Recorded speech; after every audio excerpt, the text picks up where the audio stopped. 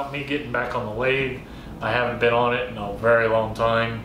Not to do projects like this. I've done, you know, drawer pulls and, you know, something utilitarian that I needed done, but other than, you know, something functional that I want to do, I haven't been on the lathe in a long time to do that. So that's kind of what today was about. I really hope you enjoyed the process. Don't forget to like, share, and subscribe. And as always, I'll see you next time.